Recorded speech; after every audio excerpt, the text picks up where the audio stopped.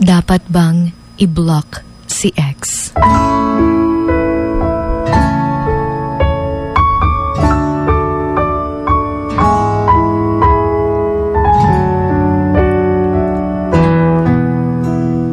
Ang pag-block, unfriend, o unfollow sa isang tao ay hindi nangangahulugang you are immature, natalunan ka, na hindi ka pa naka-move on, na hinahabol mo pa siya. It is called self-respect. Sometimes, kailangan nating gawin yung mga bagay na yun for our inner peace. For us to grow as well, we need to cut connections with them, lalo na't alam nating hindi na healthy. Dahil the more na makikita mo sila, the more kang masasaktan. Especially if nasa healing stage ka pa lang. Iba-iba tayo ng ways of moving on. And if nakikita mong blocking them or even removing them from your life would be the best way, then do it. May iba naman na after how many months of blocking their ex ay ina-unblock nila dahil naka-move on na sila. Then that's still fine as long as you're totally fine as well. Hindi yung i-unblock mo dahil kailangan mo siya o dahil gusto mo pang makipagbalikan sa kanya. At kapag na-block mo na siya, huwag mo na siyang i-stalk using other accounts para lang makita mo kung kumusta na kaya siya, kung okay pa ba siya, kung okay na ba siya, kung may bago na ba siyang kasama, because it will never help you.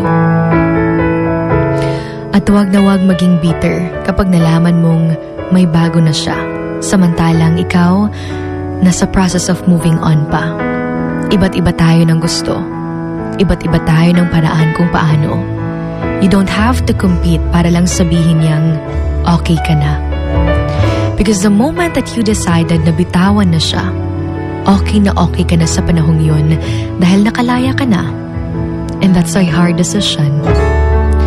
But remember to never decide something if alam mong hindi ka pa fully healed. Dahil may iba na akala nila na okay na sila dahil hindi na nila naiisip yung ex nila kaya they decided na i-unblock ito.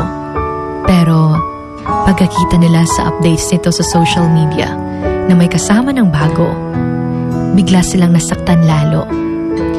Yung nakikita mong sobrang saya nila, tas biglang bumalik lahat ng sakit na nararamdaman mo.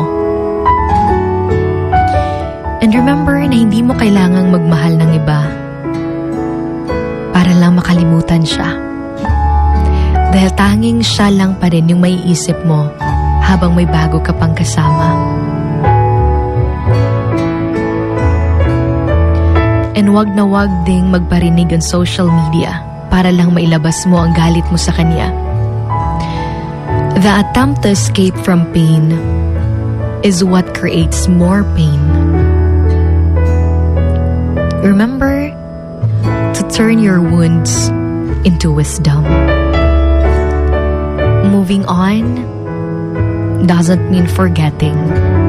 It means accepting and growing from the experience.